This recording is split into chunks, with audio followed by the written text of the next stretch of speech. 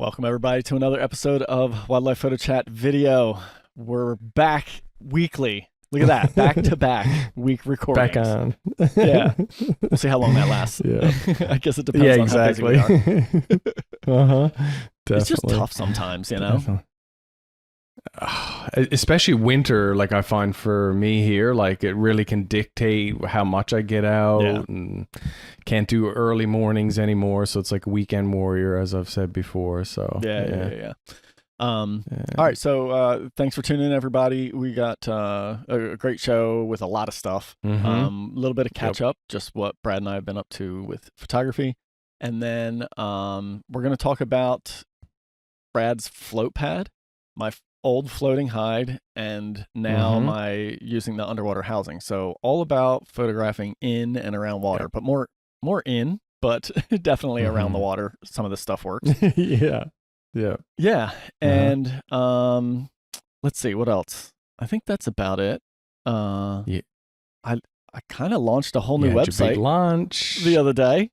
That was pretty wild. That was cool, right? Yeah. 2 days ago. Yeah. Right. So for anybody who wasn't aware, that was me researching a problem there. Yeah, I launched Immerse in the Wild. And so it's immerseinthewild.photo. That's the easiest way to find it, or you can just Google it or find it from my website.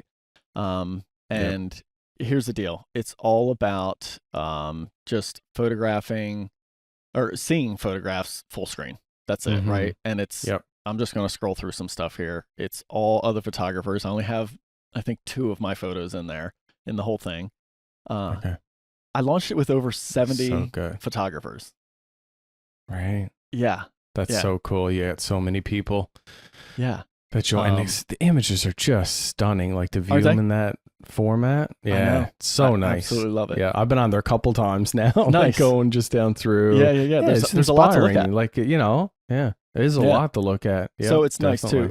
You click on any photo and then you get to see the photographer. They titled it. You just get to see camera settings. You get links to their social media website, a little caption about it, and you can also click the photo to see it even more, like larger, even more full screen than you could on the original scrolling homepage, which is really nice. And then a couple other things that are fun with it, right? If you click the photographer's name, right now everybody pretty much only has one photo on there, but it will show you all of the photos that they have published on the site. So once I get some people doing duplicates, you'll be able to click on their name and see just the photos from them, which is nice. Cool. Up top here, if you go to featured photographers, it's just a list of everybody. So here's like the incredible names, just amazing photographers that are sharing. Again, links to their social media and websites right here as well. And then I had somebody message me, tons of amazing feedback, which was great. Just some of those incredible, and some photographers sharing feedback they got from other people back to me, which was wonderful. Just like just some really wonderful stuff, man. But somebody emailed me and asked if they could basically like subscribe to get updates about when there's new content. And I hadn't really thought of that, but I did kind of add that in. So now you can just click get notified up here, drop your name and email in there, and 2 to 3 times max a month, because I plan on having new photos, 2 to 3 times a week on this site. I'm going to have them scheduled to come out like that. So I can't really email an update every single time. That would be like obnoxious, you know. But I figured a couple times a month I will put out an email and just include probably like a list of the photographers who've been shared on there, and then just kind of get remind people to revisit the site again. So makes sense. Did you hear much feedback about it? Because man, I loved the launch. People were sharing it everywhere. Oh, yeah, that's what I noticed too. Everyone sharing it or like making comments, about how amazing it was to actually be able to go and like appreciate these images in that format. So it was just positive all around. So it's fantastic. Yeah, and just to see like detailed images, like even that, like even though it's a portrait, like Tron's there with the the muskox, like I know, like even though like we think about it at first, you're like small in frame, see all the detail of an environment, but like like a tighter portrait like this, now you see all the details of the snow a bit better. Like you can just really appreciate all of what's going on in that image. So yeah, just really cool, man. Really, Absolutely. really cool. And the funny thing is, I first started thinking about small and frame with it, right? But then as I was going through, I was like, I really want diversity here. Now I'm the curator right now. Certainly. That's the way it's working. Yep. I'm reaching out to people and inviting them. I may open it up for public submission down the road. And if I do, I'll probably do like, here's a week of submitting, and then close it a little bit, because I'm not going to be able to handle constant submissions. Yeah. So we'll see, stay tuned for that. But right now I'm just reaching out to photographers and inviting them to share if they'd like. And so, because of that, obviously it has a bit of my taste to it, right? It's curated that way. But I did try to keep in mind to include some closer stuff. But it's really funny, Brad. It was like, whenever I get to the close-up portrait stuff, and I went to some photographers that I know in my head are really good for close-up photography, Yeah. And I was like, but it needs something special, man. Like just a close-up thing. Texture. I even went to some people that photograph like these amazing tropical birds, super colorful and everything. And I don't know, dude, when I looked at the photos, if they were just like flat lit, I'm like, yeah, this bird is amazing, but photographically, it's kind of boring. Yeah. It needed personality. It needed dramatic light. It needed like something else in a close-up portrait to really stand out to me, because I want to showcase like amazing wildlife photography. I don't want to just showcase diversity of species. That's not what this is about. This is like, let's look at incredible photography. And so it became challenging sometimes when I was looking at some of these like close-up photographers, that are known for the portrait, to find them. And a handful of them did, and I invited them, and so I got some of those mixed in there. So there are some closer shots, but it was just like, and I know it's a personal preference, but like I look at these, I'm like, damn, that bird is stunning, but I'm like, this photo's boring to me.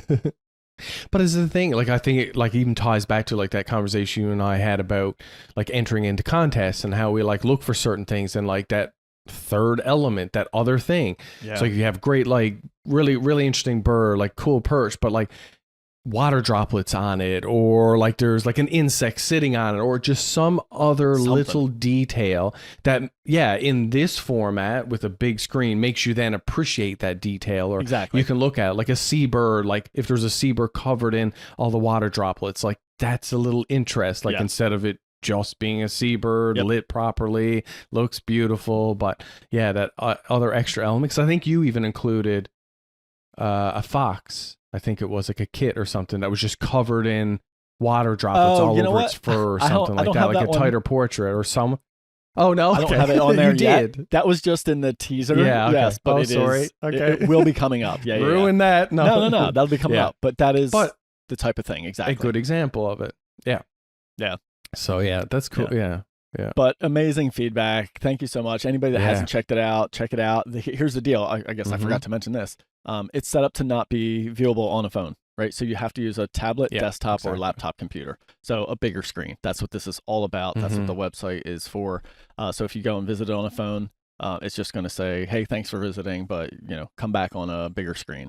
And that is a perfect segue into something I gotta just share about, dude. So I really wanted to try and promote this site, and so I went on a bunch of different photography forums, and I'm not going to call out specific ones because I think they're all generally the same. So I shared links on a handful of forums and started getting some comments back, like, yeah, this is great. Looking forward to taking a look at this. And then inevitably, have you spent any time on a photography forum? Anytime in the last? Gosh, no. It's been years since I've done anything like that. Yeah. Nope. I don't know how anybody stands being on these things. I really don't. Oh, really? Dude. Just what, like harsh feedback and criticism? It seems like just here's my impression. You ready? It's a handful of people that are pleasant and happy to interact with the community, and then a ton of people, pretty much dudes, of course, right? Trying to show how much they know over top of everybody else, and to just seem smarter than and superior, and just dude, less than a day less than a day on there. I was like, I'm done. I'm out. I'm not even responding to any of these comments anymore. It was just ridiculous of, you should do this. Like it's technical, done wrong this like way. heavy It's technic? like, yeah, of course, that kind of stuff too. Yeah. But also just like one photographer was like, you're basically stealing all these photos from these photographers. There's no name on them. You have to click to see the name. That's ridiculous. I'm like, I didn't get a single complaint from every photographer who actually contributed. Like, I mean, and dude just went off. And it's just like, listen, I'm open to feedback, but like, come on. Like, it's just so really over the top, and so just like, it's not even like kind critique, like, hey, maybe think about this. This might be nice, or I would like this, or something. Like, there's a way to say it, right? But it's just like, this is horrible. You're doing this wrong, and blah. And it's just like shooting it down. I'm just like, I really don't know how anybody exists on these forums. They're just horrendous. Yeah. And it was just the same experience negative. when I put out some video, I forget, and then a friend of ours shared it in one of these forums, and I went to check it out, and it's just like half the comments are just trash talk, and this superiority complex of like, oh, that's not the way to do it. This is how to do it. And it's like, who are you people, and why do you think you know better than everybody else? Yeah, exactly. It's an art form. Like, it just, it's just, I don't know. It drives me nuts. Awful. Yeah. It's awful. And so I'm curious to hear, anybody watching right now, is anybody like active in forums, and do you get anything out of it? Or is it just constantly that? Like, maybe it's just me. Maybe I'm like extra sensitive. I don't know. I feel like I can take this kind of stuff, but it just seems like awful. going back. There was, I won't remember, and I don't think I'd want to call it out anyways. But there was a forum group like where people were posting and sharing their images that I was on for a little bit. I didn't post much, but I used to go and I used to frequent it and check out what people had to say. But dude, it was so technical. Like, they would even, when they posted, they would even tell the percent of how much they cropped. Like, was it 45% of the image, or like, it was like, and it was, everything was, and I'm just like, wow. Like, to me, it's like, so are you appreciating the image at all? Like, is it so technical in your head that you're like, even when they're looking at it, they're like, their eyes must go right to, okay, wait, now is that feather moved at all? Like, is there a little bit of blur? What, you ruined the photo. Like, it's like, wow, you're just not even appreciating like nature and the art in itself. And it just like, I can't listen, don't get me wrong. It's great to be, like, know your technical side of things and try to get everything right in camera. And, get things sharp. But I think you can get over the top with it, where I just think you're just missing the fun of it. Like, I don't know how that could be fun. Yeah, that's what this was. Photography, right? And again, like, personal taste, but and it's like, listen, I know this website could be laid out a whole bunch of different ways, right? But like, I went for simplicity and making it all about the photo. Like, I actually wanted it. Like, there's a reason the photographer's name isn't on the homepage right here when you're scrolling like this, because I don't want this to become social media again, which is, oh, I know that photographer and I like them. You know what I mean? Like, we all start to have like biases, both positive and negative, for photographers or against photographers, because maybe they don't follow us or they don't comment on our stuff enough and things like that. And it's just like, let's just wipe all that away and just look at the photo. And of course, I want to give these photographers credit. They deserve credit. They're amazing photos, right? So one extra click to see the photo, or like to see who it is. And I really don't think that's too much to ask. And if anything, the whole point of the site is to slow down and cause you to not have to, not see 50 photos in 30 seconds. You know what I mean? So clicking around a little bit extra seems like it makes sense, but there's no likes, there's no comments, there's not even any names up front here, because I just want you to enjoy the damn photo. Like, that's what it's all about, right? And exactly.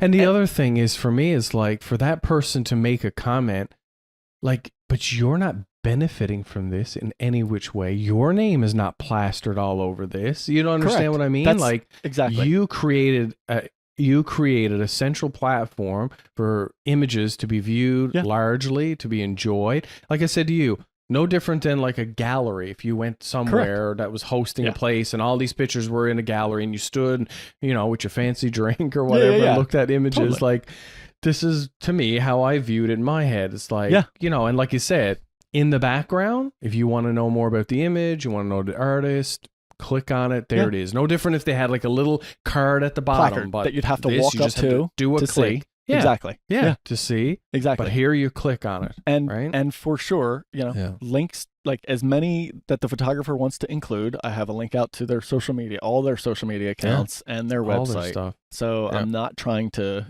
you know, hijack anything. And listen, this whole thing isn't really doing anything for me, right? I'm going to throw a few of my photos on there because I want to share them that way. I want to promote all these photographers and these amazing photos because, you know, as we've talked about, like, Instagram's just hostile towards photographers anymore, you know? It's just not meant to see and share and show these photos the way they're meant to be. There we go. There's a familiar one. Oh, delete that. Delete that. Man, it's so good. The hell is so that? Good, dude. Yeah, thanks. Yeah, but like, I mean, look, like stuff like this, like, you know, Nate shares this on Instagram. That's the format. You can't even see it on Instagram. You can't. But you look at this and it's just like, dude, look at that location. It's insane. Yeah. It's insane. The colors. Now you see all the textures and just everything. So anyway, really I don't need to stay on this anymore. And go ahead. And dude, it's so cool too. Like I'm even seeing some people's images that are being posted recently. And I'm like, because I was going to actually talk to you, but I was like, going to start like even in the comments be like, you know, great image. Send it over to Immerse in the wild. Like this could be, you know, would be because it would look way better for someone to view, right? Like there's, anyways, I won't point anyone out now, but just an image in my head of someone posted today. I'm like, this looks incredible, but like there's that urge, and I'm sure you get it as well with a small and frame shot. You're like, oh, I want to see this big. Because I'm like, I know there's textures and different aspects of the image that like I'm itching to see it bigger and pinching and zooming. It's quality's crap and dude, so I'll go like so I far even as, go ahead.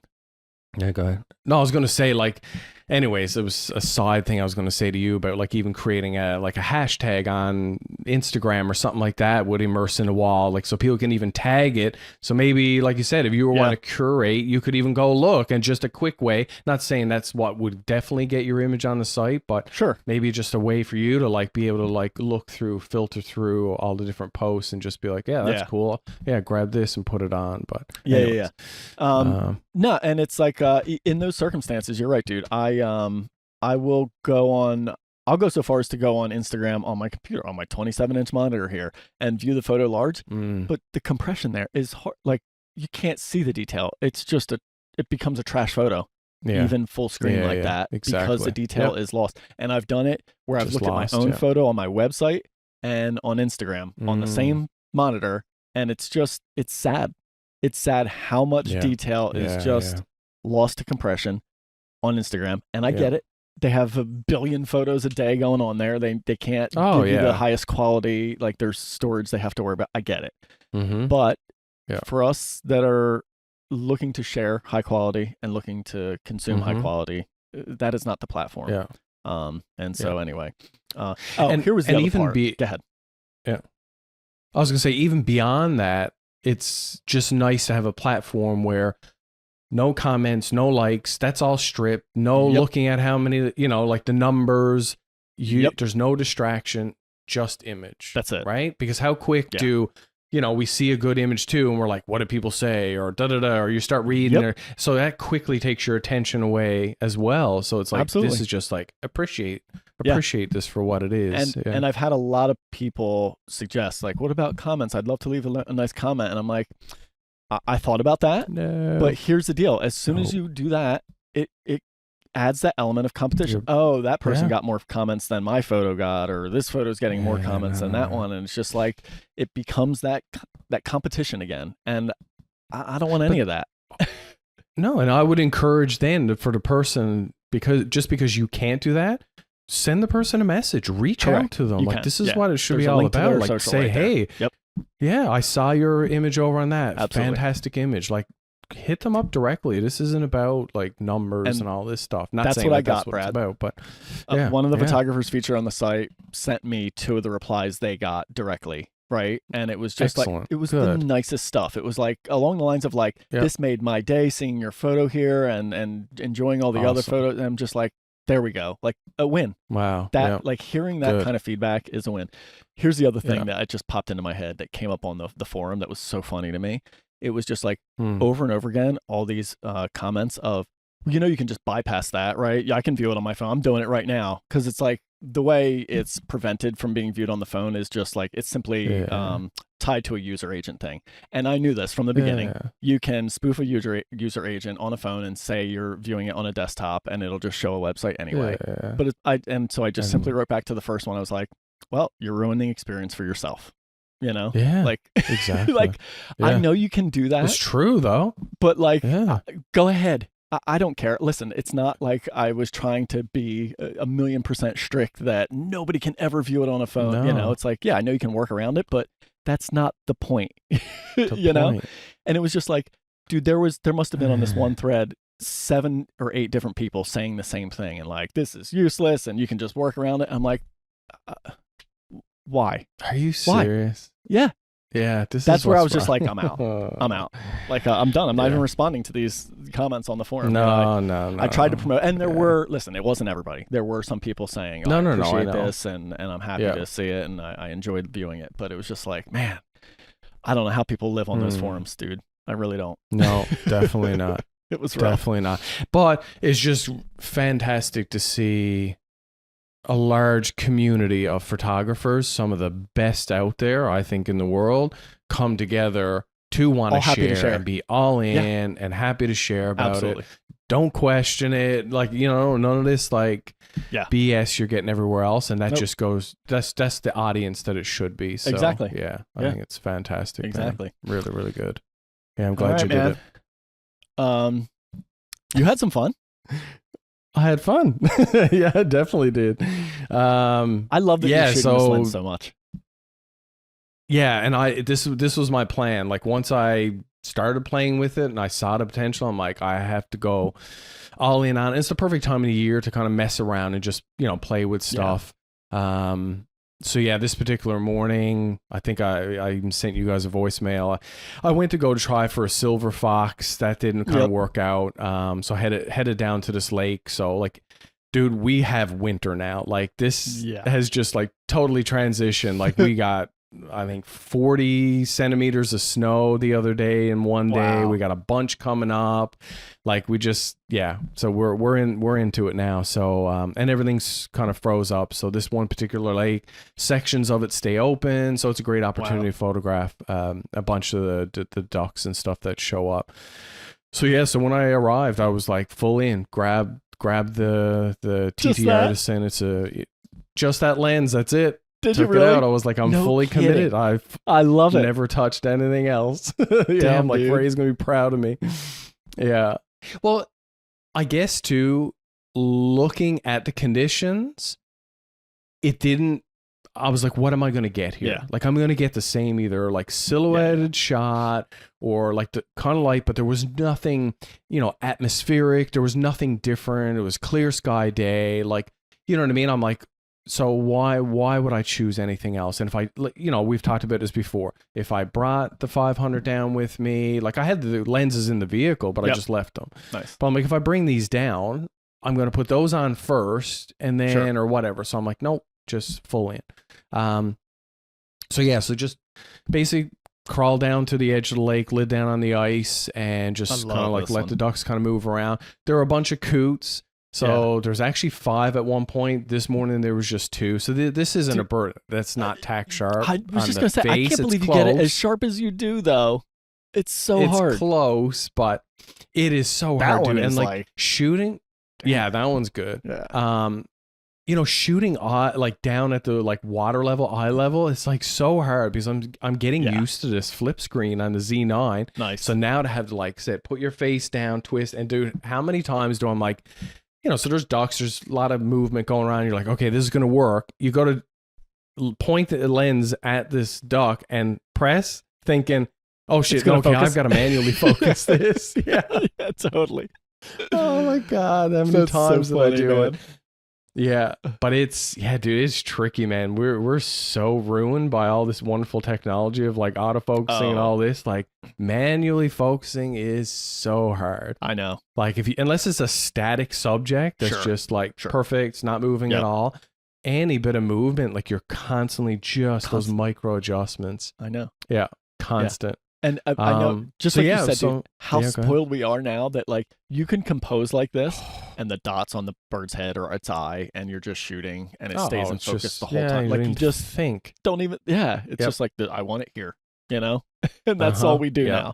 Even DSLRs used to have to require a lot more work to like, all right, move my point over here, blah, blah, blah, you know? Yep. But yeah, so like, you know, it's fun to play with this lens just to try to figure it out when it works well, what kind of gives, because a scene like this, I wouldn't shoot it typically. Like if I had like the 1-500 or something like that, even if I was wanting to show a little bit wider, like the duck was to me too pressed up against the background. There was a lot of distraction. Like when you looked at it with your eye, you had this layer of snow. All of that darkness is like all like different branches from a bunch of trees that now have no, you know, obviously no leaves. And then everything that's now the donut circle bokeh, that was the sky being lit up. Well, then it turns into that crazy donut bokeh. Without the donut bokeh, it's just going to be like this orangey like background, no texture, no nothing. You're going to see more to brand. Like it just does not, it's not going to look as nice. With this, I think it just adds something. It's like, it's just something about this lens. Good. It's funky. It's weird. It's so good, man. You know, it does. It it's just legit wacky. transforms blah scenes into something magical. Just something. Yep. Yeah. Definitely. And you know, like for me too, like nailed focus, dude. Like that thing is tack sharp. It's crazy. Yeah. Yeah, I don't know. I'm getting like, and I'm not even using the focus peaking. Like I'm just actually. Oh yeah, I don't use anything. I'm just twisting. Like I'll, you know, like put it out of focus, come in slow, make a little like subtle adjustments. So I'm getting fairly lucky. Like there's shots that I that I wish I could have got. But yeah, like I said, it's just, I think to me, it's a lens I'm definitely keeping more in the bag now, and like opportunities like this where a scene I typically wouldn't shoot or the light feels a little bit harsher, like then I'll have this and just throw it in and just see what happens. I saw you share this the other day. I didn't know this was donut bokeh, dude. I thought this was regular. This is donut bokeh as well. Man.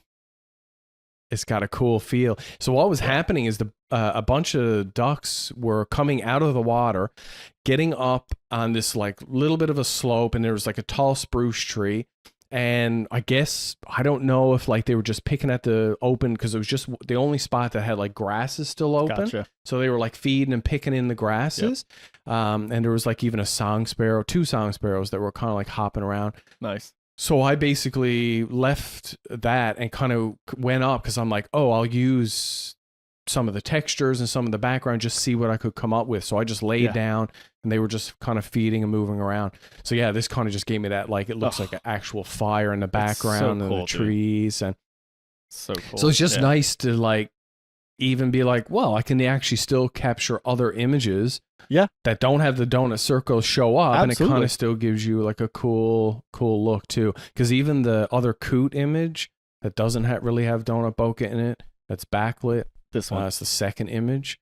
No, that the other one. one. Yeah. Yep. Yeah. So that's donut bokeh lens as well. Like, you know what I mean? Like it can still give you different looks without actually having all the circles if you think it's too gimmicky sometimes. Yeah. No, man, I freaking love what you're doing with it, dude. It's so fun. And how was that experience of just having only that? Like no regrets, right?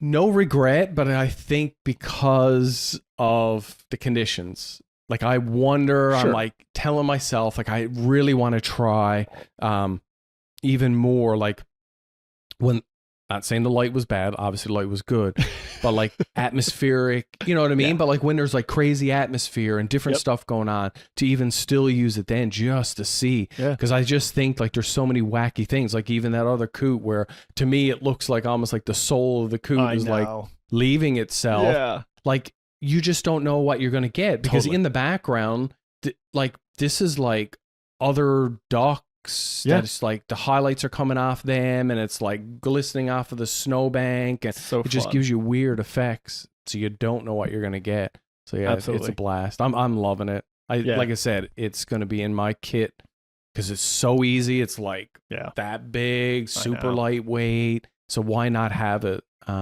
with me all the time? So yeah, totally. It was fun. Yeah. It was a different outing. So that's so awesome, dude. Yeah, I enjoyed it. Yeah.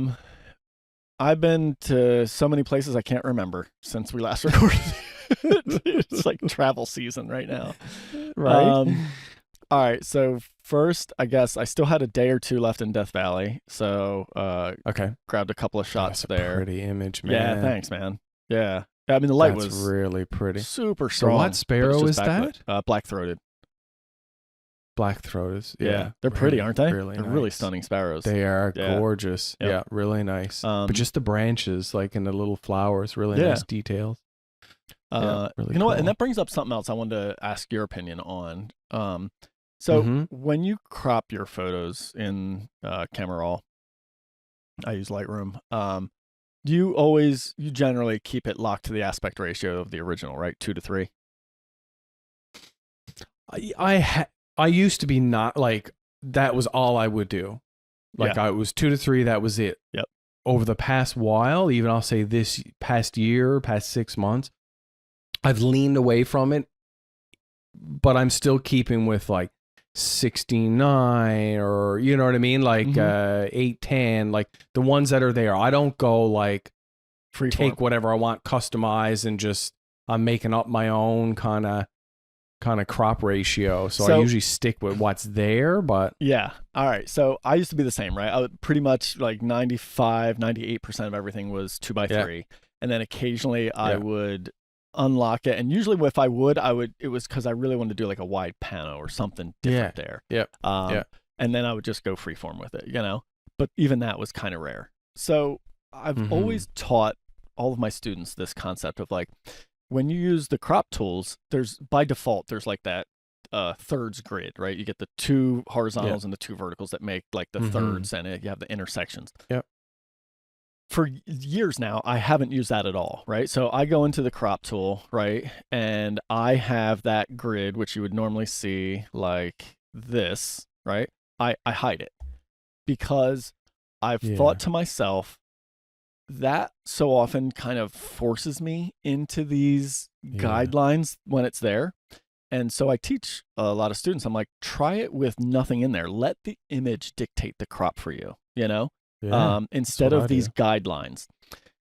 And then it dawned on me, I'm like, but why am I then locking myself to this aspect ratio? That's another aspect that I'm like conforming to, that's not letting the image determine it at all. Because I'm like, oh, I'd like a little bit more space here, but it doesn't, then it cuts too much here, but I'm trying to stay in 2:3. So only within the last, dude, I'll say month, 2 months tops, I've been leaning more and more towards just unlock it, no aspect ratio, and just freeform crop and let the image determine how I crop it. Because what is the reason to stick with an aspect ratio anymore? Like, for what? I'm not printing. No. I'm not sharing them all in the same gallery, so I don't care that way. It's not like they need, you know, to have matching proportions for that. So yeah, I wanted to hear your thought on that. What do you think about that?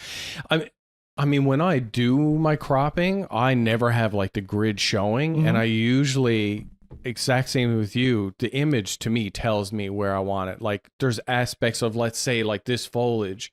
Like, do I want to include that little bit of a leaf or that little bit of a flower? You know, I don't care that it pushes the subject a little bit over if you wanted this foliage like on your left-hand side. Like, you know what I mean? Like there's parts of that to me dictates where things get kind of pushed. Now, I don't, you know, if it looks way off the subject, I'll be like, okay, that looks a bit ridiculous. Like, what am I doing? But I won't crop out something just simply because the bird or the subject has to land perfectly, you know, within the grid. So, but you're still limiting yourself with that aspect ratio. But I am, which I've, like I said, I've never really thought about turning it completely off. And I've done it forever, dude. 20 years of cropping generally 2:3 or some other aspect ratio. And I'm just like, why? I just, it kind of hit me all of a sudden. Then it made no sense then. Now I'm like, Yeah. it doesn't compute for me anymore. And I got to say, leaving it freeform and just going wherever, man, it's a joy, you know, because I'm just like, you know what it's doing, Brad? It's allowing me to play with the crop a lot more because I'm just coming up with like these different ways, and you'll just, you know, instead of like, you know, when it's locked, right, it would always move a corner.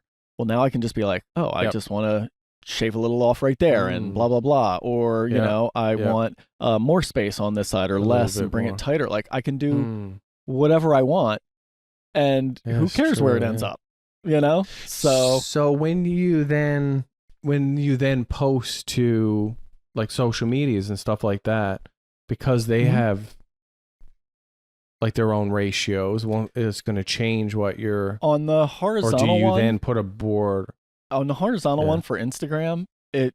You'd have to get pretty pano before they clip it. I forget. It's even wider than 16 by 9, I think, or at least 16 by 9. Okay. Okay. And then it can still fit. For the verticals, then I always put a border on them anyway, because even 2 by 3 never fit before on the vertical anyway. Yeah. So I had to add a border or cut it, you know? I always did too. So it didn't really change my behavior much there anyway, you know? I mean, unless I'm going to end up with like some, you know, super narrow, like, you know, thing like that, then I'd have to add a border on a horizontal.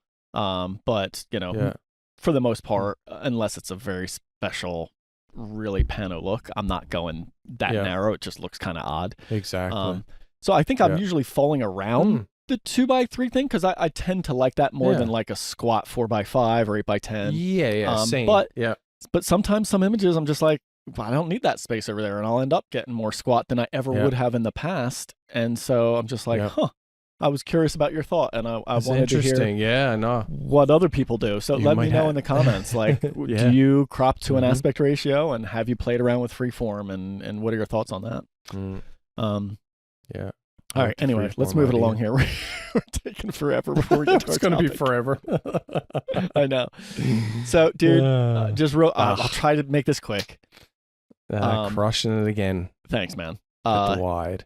The 28 to 400. Just unbelievable lens, dude. This hike was 10 miles long, 2,000 feet of elevation gain. There was no way I was bringing any other lens. Just anything else would be too heavy. Also, here's what I thought about.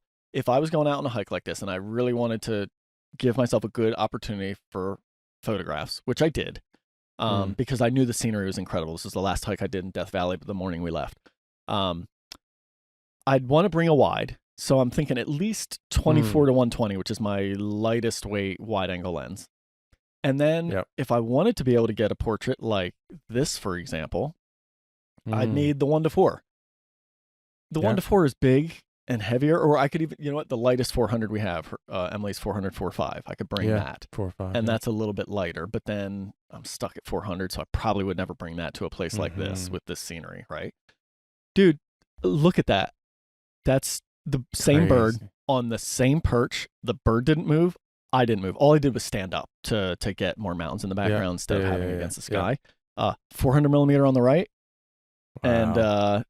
And 28 millimeter on the left. That's the range that this lens does. I didn't move. Wow. That's wild. You can do both. Yeah. Like, and listen, I know the light isn't great on this portrait. Like, that wasn't the point, right? But still, that's not the point. Out of the light. All I did was I wanted to shoot it because I got this shot and I was like, dude, I need to see what it looks like at 400 here. And just to show, like, how incredibly different you can shoot the same scene with one lens, you know? Yeah, it's a portfolio of work that you can do, like, without barely even moving. You know what I mean? Like, dude, and I could have shot a whole bunch of stuff. I did shoot other stuff in between. You know, that's what I mean. Like, closer and But yeah. Anyway. Wow. But this is the shot to me, right? Like when he came up there. Yeah, show us the habitat. Yeah, so good, right? And then I played with this. I wished he had bounced up all the way. I missed it when he did. Up on that little. He needed to come up on the ledge, and then if he would have turned in, but I closed down to get the sunburst and everything. But anyway, that would have been cool. So that was the last morning in Death Valley. Then we went to this place called Del Val. Regional Park, hour and a half, 2 hours outside of San Francisco. Went there for mountain biking, but these ground squirrels were everywhere, so they were really fun to play with. And then just doing some walking around. I made a black and white, Brad. What's going on? But I love know. it. Yeah, man, that really looks. Oh yeah, I just love all that. Yeah, just the way that one tree to me, like just the sporadicness of all those branches, but then the fullness of the other ones, like just really, really nice. I was just out for a walk with Emily. We were just doing a casual walk, and again, I had the 28 to 4, right? So I walked by the scene, and I was like, "Ooh!" I actually like went back. I think there's something there. Definitely something. Yeah, there. and then these, I think it's an Anna's hummingbird. Look, the color on that thing is neon, isn't it? It's crazy. Right.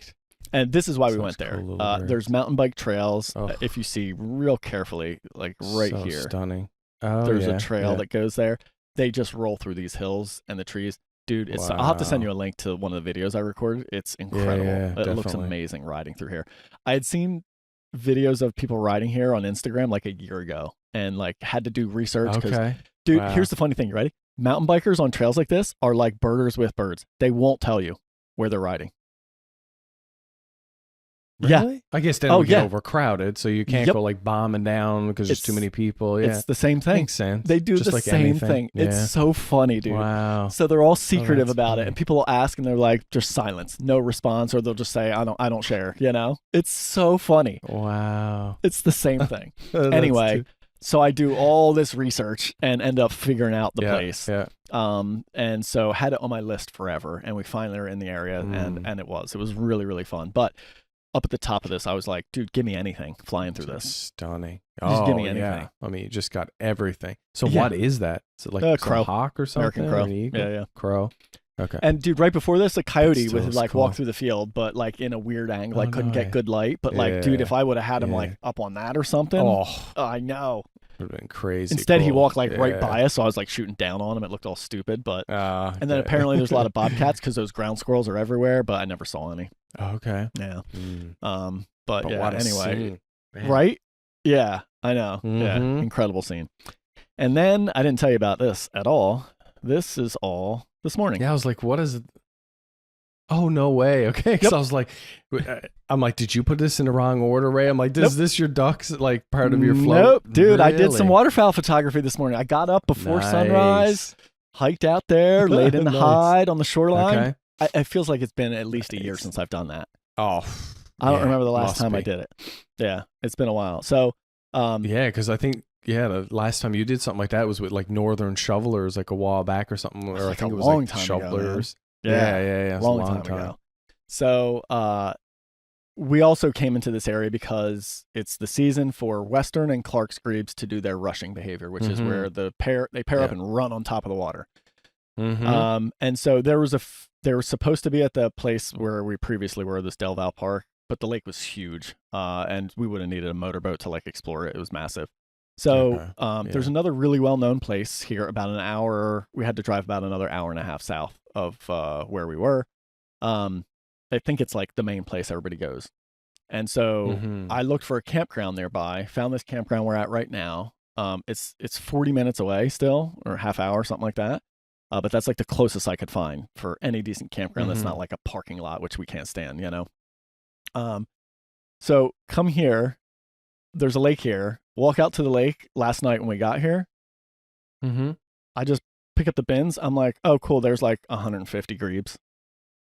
Just tons of them. Wow. There's probably 300 grebes out on this lake when I was there this morning. It's packed. So like, I don't even think we're going to the well-known lake because I think it's a little bit smaller there, but there's less of them. And to do it, really, I think you'd have to get in a boat there. And this one I can shoot from a shoreline, like easy. Wow. And there was bufflehead there. Why is there so many? I have no idea, the dude. Grebes are just moving through? No, because I think it's just like this is like their winter where spot. They hang out. This is like their courtship spot before, and they pair up before they go to breeding grounds. So this is winter grounds. Yeah. Yep. Wow. Yeah. And it's funny, dude. I had looked at this lake on eBird, and there's like a handful of reports, like one or two. I'm like, oh wow, how is this place not blown up? So Just like everything, I'm not saying nothing. Really? I'm not. No. Because keep it hush. yeah, this is incredible, dude. There's 2 people in the campground. Wow. The whole campground's empty. We have the place to ourselves.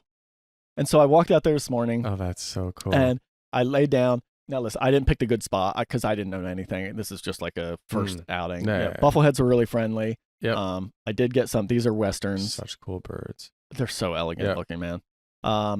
And yeah, so this is the closest I got. Which, by the way, they're rushing everywhere. I probably saw 15 of them do it, but there's so damn many birds, dude. I can't. I don't know if this is gonna play right. Here we go. It's starting to play better now. It's playing all choppy. I know you're seeing it crappy, but even on my end, it's playing choppy. There it goes a little bit. Anyway, I got some cool like birds. Courtship behavior. But dude, it's so random. It's going to be so hard to do to get the actual rushing because there's so many birds. Because it's not a specific spot. Yeah. No. You're just going to have to get lucky. And so I'm picking up on the behavior that they do ahead of time, which like watching them like doing this like matching moves thing. Yep. And so I'm going to have to just watch with my eyes. But the problem was most of it this morning, at least, most of the rushing happened before there was a lot of light. So it'll be good for video. It's going to be tough for stills. Okay. I don't know. I have a busy day, so I'm not going to be able to get back out there today. But I've got like the next few days to do mornings and evenings and to get out there. Okay. And so I think odds are in my favor because, dude, they're doing it like quite a bit. And there's so many birds, you know. But then also laying next to me was this. Yeah. Black-necked stilts were there too. I didn't even realize it. I lay down like, what is that awesome. bird making noise? And I look over, I'm like, oh, stilts, sure. I almost had a Awesome. Oh, dude, I'm watching a great blue heron feed on one of those ground squirrels. Oh, he missed it. He was shoving his head in the hole. Are you? Yeah. Oh, are you serious? That's crazy. Oh, that's cool. I knew they were hunting them things here That'd too. be a cool behavior to get. Yeah, no kidding. Yeah, so I just picked a spot and laid down. These guys were right next to me. Then there was like a spotted sandpiper almost walked on top of me. He was so close I couldn't even shoot him. Like he was just like right there. I didn't notice him until he was right next to me, so I couldn't just move. Didn't care. You know? Yeah. And you were gonna ask something? That's cool. God, so I was. So just from the knowledge that you gathered on a first outing, you know, just for other people, like what didn't you like about the spot? What did you notice that you would change? Or are you gonna go back to the exact same area? Like the exact same spot you were laid down? Like yeah, so it's kind of like an ovalish lake, like a little bit longer than it is wide. It's not real round. So I just went on the closest end because I already had a, I don't know, 10-minute walk in the dark to get there. So after it got light, I got up and started moving around, realized like a lot of them don't seem to be scared. Like they were just hanging out there. I was stand up, just walking along the shore. There's no cover on the shoreline, which by the way, all these lakes, they drain in the winter. So the levels are crazy low. So crazy like low. You're not laying on the normal shoreline. You're laying like halfway out in the lake on the what would be the bottom because the levels are drained way down, which actually makes it better because it makes it a lot smaller. Yeah, so it's less water to work with. There's no boating allowed on this lake right now, so you're not even allowed to put a boat on the lake. It's closed for that, which I think also is why nobody's here, which is fine. So the change I'm going to make after scouting and watching this morning is I'm going to just put myself in the middle. I found a spot that kind of like juts out in the middle where I could shoot all the way to the left, all the way to the right. Perfect. And across the middle. I'm also going to bring the 2X teleconverter tomorrow because I took the 400-2.8 out with the built-in TC. And it's just, it's such a big body of water still. And there's so many birds spread out. I just know, like, the more reach, the better on that, especially for the video. Yeah. Like, what I kind of almost want video more than I want the still of that behavior because I feel like the still is just, I don't know.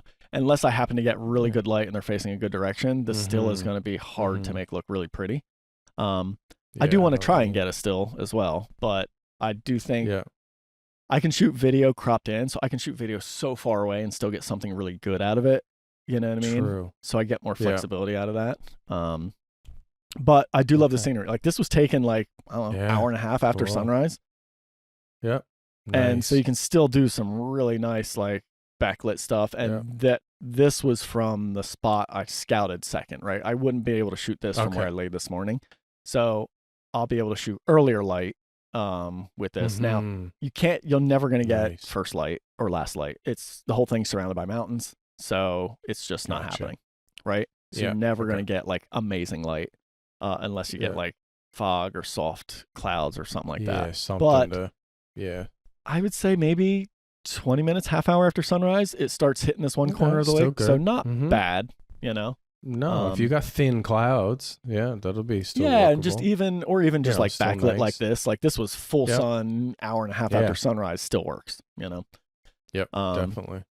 So there's some potential. We got a few mornings here. We can always extend if we need to, you know, because this campground's empty. Yep. And so so far it's exciting. It's an exciting start, and it was great to actually see it. Dude, every time I'm watching some birds, and then I just hear running. I'm like, over here. Just kept missing it, but I would hear them like running, and I'd look up and just see like the trail ending. That's so you know? Cool. So they're doing it. So the possibility. So this is your first time photographing this species? The only other time I ever photographed western grebes, I'm trying to think. Let me see, actually. I know I photographed one in New Jersey, of all places, many, many years ago. Yeah, that was it. So the last time I photographed one was 2012 in New Jersey. Wow. That's the last time I photographed a western grebe. Yeah. Okay. So it's been a while. And that was just a rarity that I went chasing, you know? Okay. So, yeah. That's cool, man. Yeah. I look forward to hearing now what you what you get moving forward. Yeah. You need one of these so you can just take it out and push it out. Except then I'd have to do the whole dry suit and lay in it. Because right now I can layer it on the shoreline and stay dry. But to put that out in the water, I'd have to get in where it gets a little bit muddy and get messy. And honestly, you know what?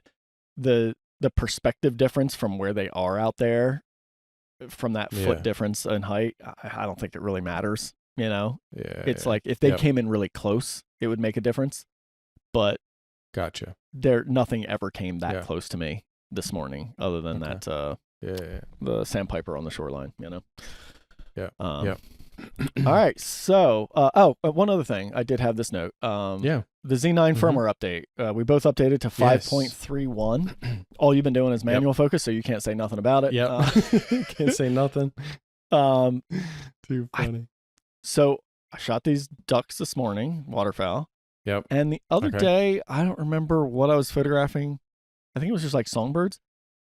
So far, it seems like the bird is doing equal, if not better, than the animal tracking for birds. Okay, good to know. But I haven't had real good tests of a decently small in frame thing where I can switch back and forth, you know? Everything I did this morning, they were all really kind of mostly far away and real far.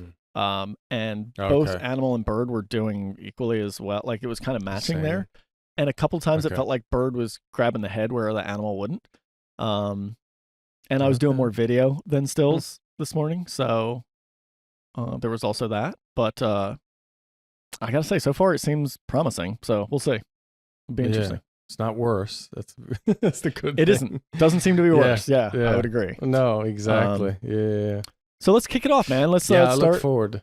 talking about the water stuff here and your ingenious float pad, which I think you got from a good friend, right? Jamin. So I definitely won't take credit for this thing. This is I tweaked and modified the version of this. So Jamin Taylor, a good friend of ours out of Alaska, fantastic photographer, he had built something very, very, very similar that he used to play around with. I don't know that he ever got around to modifying his. I think he was going to do it at one point. Not sure if he has.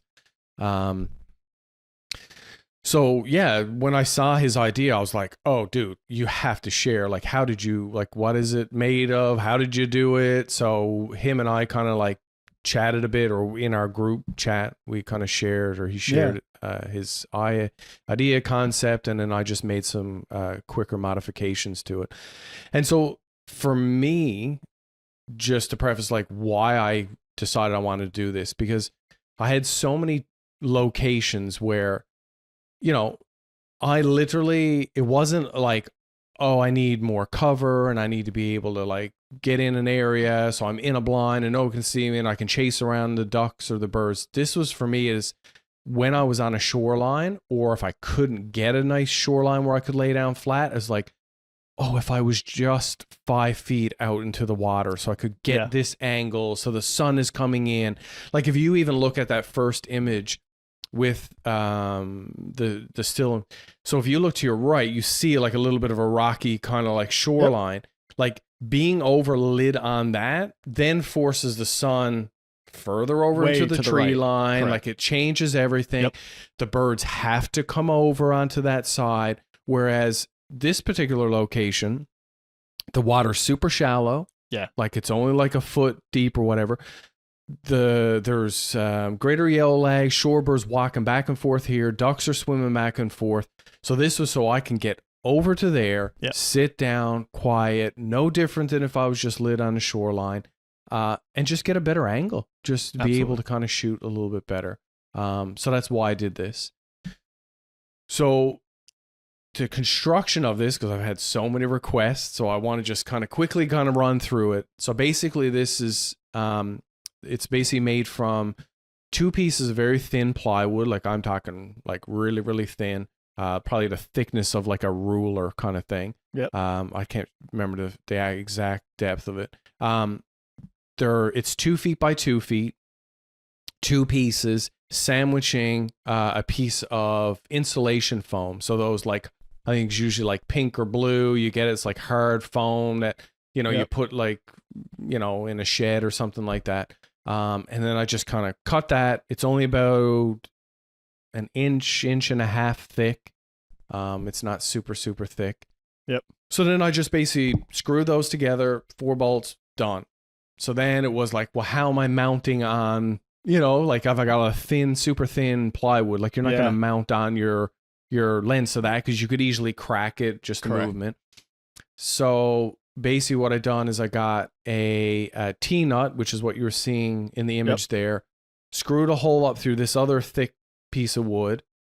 That goes up underneath with the bolt. So it's like I think this was like a 3/8 bolt. Because like what you want to attach. So I had originally had my Jobu gimbal head. That's what I was kind of attaching to it. So you want the same thread, like the same size to be able to kind of like screw that up in. So basically just hammered that up in through the bottom, put the screw up through, and I actually put, I can't remember what it was called now, but it's a type of like glue or adhesive where that bolt will not unscrew. Because when I was going through, I'm like, so if I've got this unattached, this piece of wood screwed in, and I start screwing and this somehow comes undone, how am I got to take this all apart? So I'm like, I want that bolt to stay like rock solid. So once I screwed it up, I put that on it. Everything was tight. And so the then I T-nut just screwed should that piece help, of wood. like going up into the wood there. It but should. I totally get what you're saying. It could. But I was just thinking like long term, 5 years down the road of me cranking on this or just moving things around. Like, will it eventually? I'm like, let's just get this solid. Like you said, it should, but you know, over time it might just get wear and tear. Yeah, can't hurt to make it positive. You know, definite. Exactly. Yeah. So I went with the Jobu, the gimbal head, put it on, everything worked perfect. So then I just basically screwed this down. So then the next thing, which Jamin's brilliant idea, was to wrap it in Gorilla Glue tape, basically, or like some type of tape, to then seal this thing off. Because, so you know, as you can see, I did a little bit more than what, as you can see, some of the edges and stuff. I didn't have all the Gorilla tape on it. But I just wrapped this up, just protect the wood a bit more. So, you know, you're just sitting in water all the time, and just left. I kept the bolts sticking up because other people were like, did you cut the bolts after? I'm like, I used to use it just for carrying. Because like this thing is like kind of like bulky and heavy and there's nothing to grip on. And, you know, if you're walking for a good distance, like just trying to hold it is hard. So I just used the bolts as kind of like a thing. And then, so yeah, it's floats fantastic, holds your 500 perfect. I can just let it go and it kind of like just sits there. I don't need to touch it because I know other people have done things with like boogie boards and stuff, And like they were like, oh, it's tippy, and this thing is rock solid. Like, as you can see, like I was going to ask why you didn't just with leaving it. Buy a boogie board. Yeah, because when I did mine with the boogie board, it was like so solid. So I don't know what the heck, because they're like actually bigger. Yeah, but I think because you're using what I mean? 2 boogie board. Yeah, but even just the one, it's like it's bigger than the board you made, so it would be just as stable. But maybe people are buying like tinier ones to try and be smaller, and then it would get tippy. Guessing. I don't know. Yeah, I'm guessing. Yeah, but they're more expensive. Yeah, and this was cheap. I had all this material just like laying around. I think it was like the Gorilla Tape. That was the only thing. Yeah. So one thing I learned I love from the duck right there. I know he just like cruising by, like doesn't care. Good. Just the black ducks, they just don't. Oh my gosh. Whatever. Yeah. So one big thing I learned. So as you can notice here, I'm not using the gimbal head. This was just laying on flat.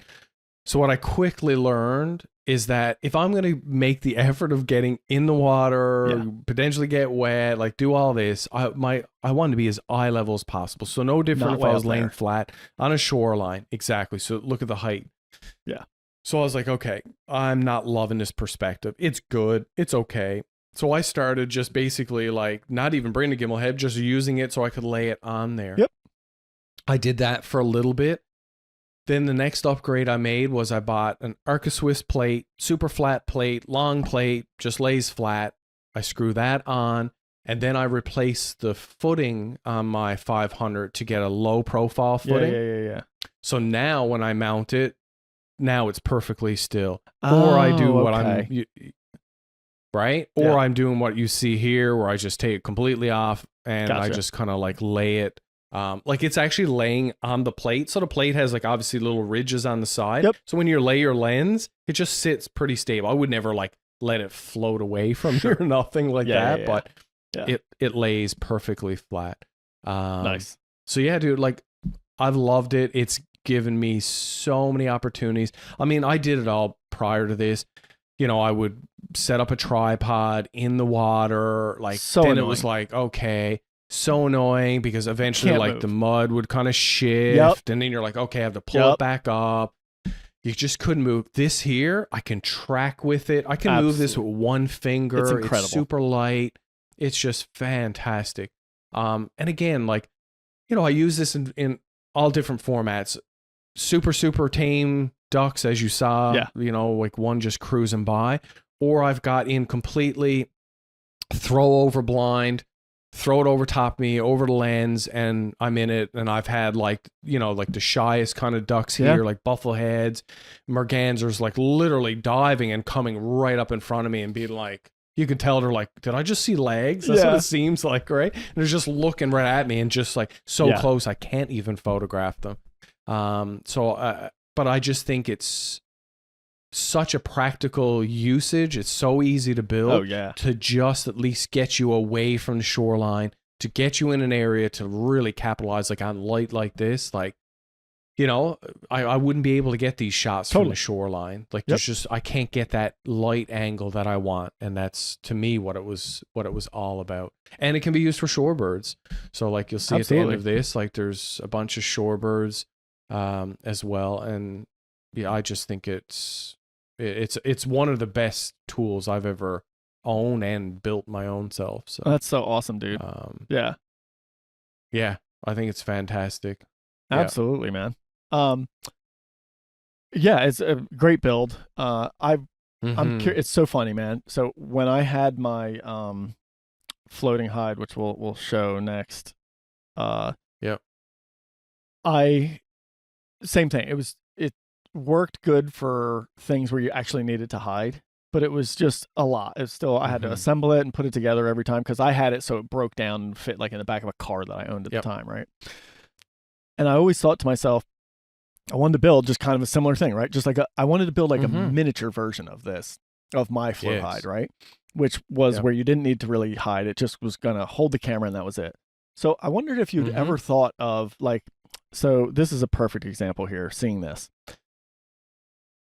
What if you had 2 floats small on each side and then just like up and a bar across and then you hung the foot from it and then you could get it I mean, right down to like water level. And it could be, again, you could just like pick it up, right? Because you could maybe do half size floats of this on each side. It would provide the same amount of flotation, right? Yeah. And then just have that foot hanging. And so you'd have actually nothing underneath. Like the thing would just be, like you said, just clip it in. You'd figure out, like you'd have to figure out the weight and like when you put it in, like how much it sinks. So it's safe, right? Yep. I wonder, like that's what I had always imagined myself building. But then I ended up switching over to the underwater housing and ditching the whole float to begin with. Made your life easy. It did, yeah. Yeah. But I just don't know. It would be an interesting. That would be design, interesting. Yeah. I'd love to see that. The only thing I would think is like, does that make it easier to tip it into the water? But I mean, listen, here's the deal with this. If you put any weight on it, you're tipping the thing right into the water. So it's pretty easy to tip this one in. Dude. Is it? Oh, it like holds if you put itself, weight on man. the back. Oh no, I mean hold itself, sure. But like, if you leaned on it, you if I lean too much, it tips. You know what I mean? Yeah. And so I would think kind of the same, because like, just imagine like a stripped down version of this. Go ahead. No, and that's one thing. I'm glad you brought that up, because that's one thing I do love about the fact that you can tip it, because like I'll be shooting like this, and then I'm like, well, I want more foreground, or I want more background, or whatever, and I just push down like my weight just a little bit, and then I push up, and I can make those little subtle adjustments. Right? Yeah. Without that design is so cool. This whole contraption. Yeah, but I see what you're saying, like a smaller version of that. Tiny version of this that doesn't have the raising column in it, right? And then you just like have the height there. But I guess the only thing is it would be more dangerous. Like if you had it really low, you wouldn't be able to do the tip too much without fear of dipping the camera in. You know what I mean? Dipping it. So you'd have to have enough height that gave you the room there to do a little bit of dipping. But I don't know. Anyway, I mean, what you have works wonderfully. That's for sure. It does. I love it. Yeah. Like I said, I wouldn't do without it. Like I think even this year now, like it's been a few years, like water has gotten in, through the tape. Certain parts like are getting rusted, like it. I'm probably going to build another one. Nice. But I don't think I would do much different. Like the design worked so well. Nice. So that's awesome. Yeah. I encourage people, like if you can take the time to do it, I just think it's fantastic. Absolutely, yeah, and I think cool. It's more usable than this. Like the floating hide that I built years ago, it was just it's always a project to use something of this size. I feel like that's the deal. Like I feel like the floating pad you can just have with you and deploy it in a bunch of different scenarios real quickly and easily. This is like a commitment. This is like you know exactly what you're going for. You're getting in the water, you're going out there, you're doing all that. Like the float pad, dude, lives in the trunk of my vehicle. Yeah. Yep. Like I don't even have to think. I'm like, there's times I go do an outing and I'm like, oh, like this is gonna work out. Oh, cool. I got the float pad, boom, done. Like it doesn't take up that much room. Like it's always with me. So yeah. Yep. Exactly. Yeah. And the reason I built this one back in the day, gosh, I don't even know how long ago this was. Probably like a decade ago at this point. Nice while. Was because I had a car. I didn't have anywhere to store it, so I wanted it all to fit in the trunk of the car. And same thing, it ended up living there. That's where it stayed, So here's some photos I had taken from that floating hide over the years. The whole thing I wanted to be able to collapse, and that's what I did. So I used metal folding table legs. I cut them down and then just bolted everything else together to make that floating hide work. But just like you said, dude, the diversity of types of birds and scenarios, for everything from flying skimmers and waterfowl. Well, actually, I almost never did waterfowl because what I found for me was I could never get near them in the floating hide. Yeah, they don't. Yeah. They're just like, they just don't like it. What the hell? And they would stay away. I mean, here's a few ducks that I managed to get some bufflehead one time. And there's me. My friend shot this when he was in this floating hide of me and mine. Gotcha. But here's the deal. I wanted like the biggest. Yeah. No, I was going to say, like, I think this is the biggest misconception. I think that people get these, and I've heard this a lot from a lot of people. Yeah. Is they purchased them thinking, oh, well, now I can walk around the pond or the lake along the edges and just basically not chase the subjects, but like move towards them. Well, there's a duck. Well, I'm going to go over there. Yeah. And I'm like, yeah, that doesn't work. No. You're now an odd object that for the most part, most ducks that are super, super shy are like, what the heck is this thing coming towards me? So my always concept was, no, I've shot here 50 times before. If I could get over there in that little cove, I know when they come by, I just got to just sit here. So it's just the accessibility of parts of a body of water, right? Yeah. Yeah. So yeah, mine, same concept as yours, right? I wanted it to be able to get as low as possible. I put those rails in there as safety precautions. So I ripped the legs off a tripod, mounted it upside down, and used the column so I could raise and lower it. Because when the thing was really low like this in shooting mode, if you moved around, if there's any kind of little waves and splashes, you were like soaking the camera, right? And so instead, I could raise it up. Like you can see it's floating here. I could move it all the way to the top. Then I could move wherever I wanted, get in the spot, loosen it, lower it all the way to the rails, and then be good to go. I put the rails at the bottom for, number one, for stability to kind of hold the whole thing together. But number two is like, if that column ever failed, I wanted to have something the camera would just like fall into and rest there, which was perfect. And so it let me get it like, I mean, what, 2 inches off the water? That's wild. Like crazy low, you know? And dude, even this thing, way bigger than what you had, same thing, dude. I could just take my pinky and spin it, and it would just like spin in circles. Right. These boogie boards had like a slick bottom built onto them. Dude, it moves so easily out there, and it was amazing. Like you said, tracking subjects. Like when I shot those skimmers with it, nothing. I mean, it was a joy. I was sitting upright, eye level with the water, and just following them. Just incredible. Oh, definitely.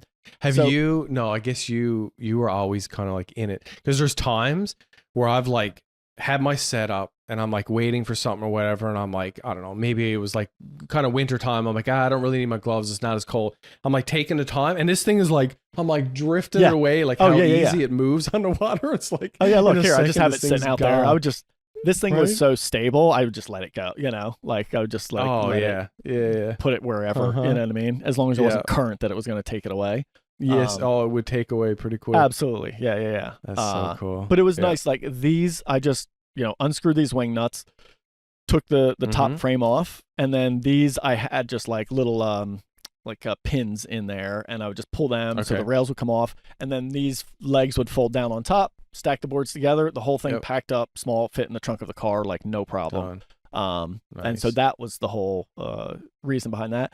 And now they make floating hides that break down really small now, but it's like $600, $700, $800, something like that, I built this thing for, I don't know, like $100, here's some of the viewpoints of me shooting in it. So anyway, it was really good, but then I upgraded to doing this, which was getting the underwater housing. I could fit 420 millimeter in an underwater housing, and then I didn't have to worry at all. And I could get underwater level. Like this is like half the lens is under the water, so water level is very much achievable. So here's a bunch of images I shot with that. So cool. This was when this was back in 2021, so 5 years ago at this point. That was when I got my first housing. So same thing for shorebirds, it was great. And just here's the deal for all this stuff, and I think you can agree to this, Brad. So nice. It's just fun being in the water with your subjects, whether you're using a float pad, a floating hide, a housing, it doesn't matter. It's just fun being in the environment with them. Like it is, right? Oh yeah, you're more submerged, like you're like part of their environment a bit more. Like every time I used to like lay on a shoreline, I'm like, I'm still like just out there or something like that. I don't know, like I like tucking into the reeds, like find this little pocket and just sitting, and they're just doing their thing. So it's fun. Absolutely, man. Yeah, it's really fun. So just being out there, and I know it requires more work. You need waders, or in this case, I use a dry suit. Or for me, when it was in the summer in New Jersey, I would just wear a wetsuit, like a thin wetsuit, and booties, because like the mud I was walking in, I didn't want that whatever critters were in there on my skin. You nasty. know, it was really nasty. But I didn't have to worry about the cold. The water was warm. It was nice to get in. It was actually refreshing to get in, and so it was fun, to do that kind of stuff. So for many years, I did the 420 millimeter. I think that's what all these are. in the underwater housing. Yes. Yeah. And Wow. so much fun, getting even shorebirds. You're laying in there like this. You lay right in the surf. The waves crashing over you. Don't even have to worry about it. Yeah. Don't have to move at all. And so you can get all these super water level perspectives. Here's more recent with just 300 millimeter. So without the teleconverter on that 300 millimeter lens. And then the more recent upgrade is this, going with a wide angle. We got the dome port. And so, people have seen me talk about this on the show, but trying to incorporate split level stuff too has been kind of the evolution of it for me. And just having a blast with being able to do that kind of stuff. And again, here's the fun and freedom of it. Like, it's fun being in the water with the floating hide. I've never used a floating pad, but similar concept, just being in that same hide. Thing. Yeah. It's really fun. This is next level fun because you get to just all of a sudden have no fear of the water. You just take your camera and you just like drop. I'll just let it sit here and float in the water right next to me. Or you're in all this wet sand and you're just like, I'll set the whole thing down right on the ground. Like, who cares? And then you just get back and literally hose it off, Wow. And then this stuff was me purposefully making waves crash over me to get perspectives like this. And this is what it looked like when it was happening, So you can be in the craziest of stuff and your camera's just fine, And so that is, it's just sometime we got to get you to somewhere warm and let you shoot this. Dude, you would. It's just so freaking fun, getting insanely close. That's what I would love to do. Yeah. Yeah. Doing that would be amazing. Yeah. This kind of stuff. Yeah, absolutely. Just so being good in the water with these birds so close like that. Incredible time. Here's a video of me like working with this one. And here's what I want to show with this video too. The bird is preening with me right there. Like, so, right? No fear. Yeah. No fear. Just doesn't care about me. Like, look, every once in a while it picks up and looks at me and then it just like, it'll just like go right back to, there we go, right back to preening, like it just doesn't care at all. No. No, because I mean, you're in the water at that point, so you look totally different than someone just walking around and approaching them in that manner. So, I just find their level of fear changes. Yeah, I think that does help with most things. Like ducks are still tough. I felt like they're still weary. Yeah. Every time I ever had good luck with waterfowl was I still needed some cover. Like some shoreline thing, or you had to be low. You just couldn't be like out in the middle in a floating hide. They were like, like you said, just whatever. They'd swim right away. No. Yeah, I usually use reeds, like tall grasses, something. Yep. Like you said, stick to an edge or get in like a little cove area or something. Yeah. Or an area where they're acclimated more, where they're just a little more tolerant. Yes, that's exactly. The other alternative. Vice versa. Yeah. Which is what all these are. Like these birds that I photographed here are just, they're used to people. They don't have any fear of humans. And so, it led me to being able to capture some stuff like this where I'm actually getting fish underwater, birds above, turtles. Turtle. I can share all this stuff now because I put them in contests and they went nowhere. So, which is mind blowing to me. But anyways, that's how it goes. Contests. Good old contests. Yeah, exactly. I know, right? Yeah. So really good stuff. Man. What I'll say is, for anybody interested in the housing stuff, is Aquatech is the company I use. Now, I did have another photographer. Matt Bruce in Florida started shooting a housing, and he told me the brand. I'll have to find it and I'll include it in the show notes because he messaged me what it is. He found a brand that was even more reasonably priced, like a lot, probably like half the cost of what I got. And he's shooting like split level stuff with it too, and getting great results. So there is another option as well. But here's the thing, I'll just caution people. For the housing, for the float pad, I think everybody should try and make one and just do it. Oh, definitely. It would be, it's like so cost effective. Oh, here, you know what? Emily found it out. It's G Dome, just the letter G and Dome, DOME. Okay. Professional water housings for different cameras. So yeah, I'll include a link to that. Thank you, Emily. On the fly help. Yeah. Because here's the deal with the housing I have, $2,000 investment to get into it, you know, and that's, yeah, you know, separate from, that's like without the camera and everything. So it's expensive to get into, number one. And number two, I think we all think of all these scenarios where we can use it, but the reality is it's way less than that. Now, this is different, right? 420 millimeter in a housing, you can use a lot of places. Oh, definitely. You can use a ton of places, right? Telephoto in a housing, but again, here's the trade-off, right? It's way more difficult to operate your camera in a housing. And if you look at some of these photos, right? Does this look like it was shot in a housing? No. No. It just looks like you were on the shoreline water level, right? With a telephoto lens. Exactly. Okay. So you've made photography more difficult. You got to do a lot more work to actually like get in the water. You need, you know, clothing or, you know, whatever, waders, all that kind of stuff. And the camera's just difficult to operate. And you're making shots that look like you were just laying on a shoreline with a telephoto lens. So unless it truly is a vantage point that you'll never get a photo from, it's not really worth getting in the water for in these scenarios. Yeah. Exactly. To shoot a telephoto lens.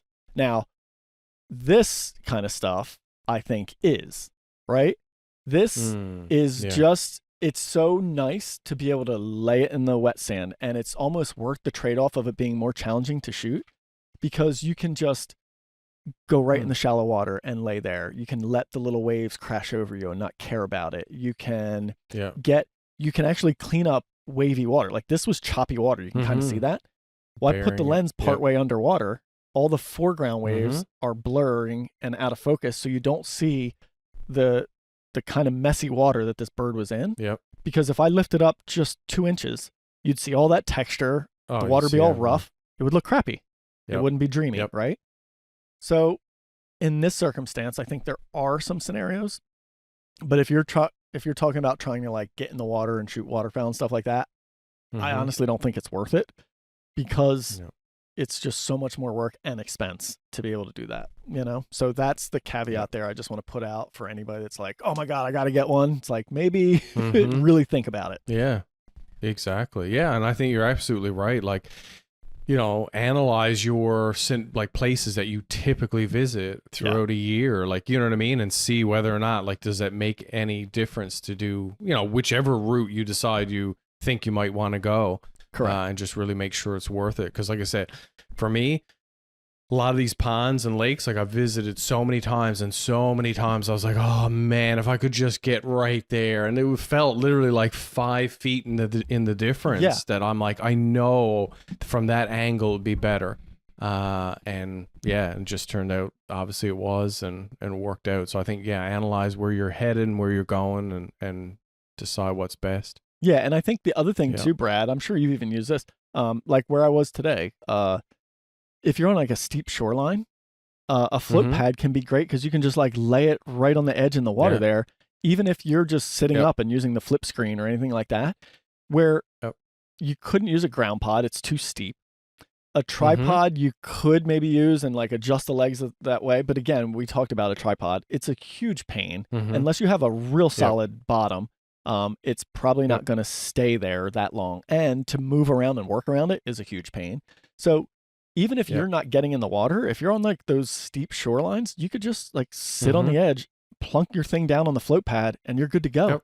You're ready to shoot with the flip screen. Flip screen or exactly. Well, I mean, I did that not too long ago when I did the outing with the tufted ducks and stuff at that new spot. Like I had full plans of getting fully in the water, and then once I got to the edge of like the tall grasses, I was like, oh, this is way too deep for chest waders. So I just sat on the grasses, put this thing out in front of me. And that's what I did. There you go. Flip screen, but I moved the pad around, like worked out perfect. Yeah, exactly. Because then you can shoot any direction, left, right. You can spin it around. You're not stuck on a stupid tripod. So I think that float pad scenario seems like it makes so much more sense in way more scenarios. Absolutely way more. Hey, instead of the tape thing, isn't there some kind of like spray sealant or something that you could like spray onto the thing? Probably could have. That would like fully encapsulate it, and so no water would ever get. Because the tape thing, man, like like you said, after a while those seams are just going to like it's going to get in there. But I bet you like it's held up pretty good though. Or maybe like both. Tape and then a spray over it or something. And then a spray maybe, yeah.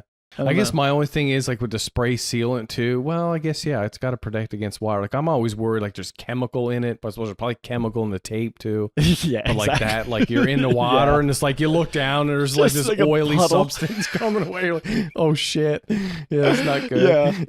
Yeah. No, but I would assume once it dried and cured, it would be kind of safe, you know? Yeah. Oh, yeah. Yeah, because the tape thing is a pain in the butt, but yeah. Yeah. No, that's cool. Anyway, yeah. Cool or anybody in the comments, if you built your own and you got some ideas, methods, you know, share them away. I'd love to hear. Yeah. Construction people, definitely. They probably have all kinds of, you know, we need like some plumbers up in here. Yeah, exactly. They know how to seal against the water. Anyway. Hey, not too bad, man. Hour and a half. We got it all done. We did a lot. Yeah, that's good. That was good. Yeah, we did. Yeah. I'm glad we got it out there. Like I said, I've had a lot of people ask, so absolutely. Yeah, it's cool to cover it. Yeah. What any plans for the week or unsure with the weather? So dude, I don't know if I'm gonna go check. I might just go check it out. So I hadn't told you I was gonna tell you on the show. Guess what bird has showed up here? It was a big project of yours.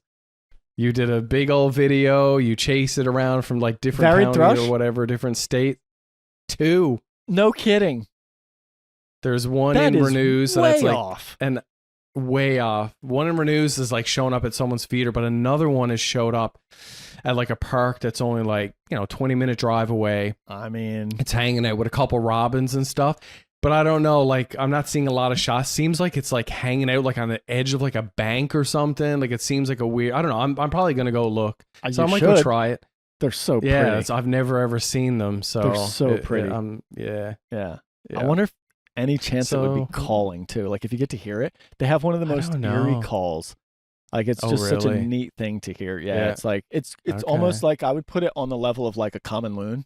Like with that sort of feeling you get when you hear it. Yeah, it's like real trippy. And it's like classic, like, cool. You know how thrushes always have like that weird sound to them? Yeah, varied thrush is definitely in that ballpark. Yeah, so. That's cool. Oh, that's cool. That's so I might check that out. And if not, nice. Might be purples or something like that. We'll see. Okay. But it's looking like a decent weekend. So I was hoping for snow. There was supposed to be, but now it's pushed till the next week. So. Oh, okay. But, gotcha. All right. Yeah, we'll see. That'll be fun. Yeah, I'll just be chasing these western grebes. You're gonna hit the grebes. Hit the grebes hard. Look forward to. I look forward to seeing what you get. I'm doing the opposite of my normal, man. I'm gonna be throwing a ton of focal length at them. That's what I'm gonna be doing. Yeah, which is cool. Yeah, it is. You got to do what you got to do. Yeah, absolutely. Yeah. Awesome. It still seems easier to like shoreline shoot here than it is to drive 40 minutes. Get in a kayak, like inflate the kayak, get in the water, and try and shoot at the other place. That just seems like so much more work when I could just like walk over here and like lay on the shoreline, I would, and just like play the odds, So I think that's what I'll keep doing. I agree. Yeah, definitely. Sounds like a good plan. Thanks so much, everybody. Go visit immerseinthewild.photo if you haven't. Definitely. Check it out. Definitely. And we'll see you next week. Yeah, take care, everyone.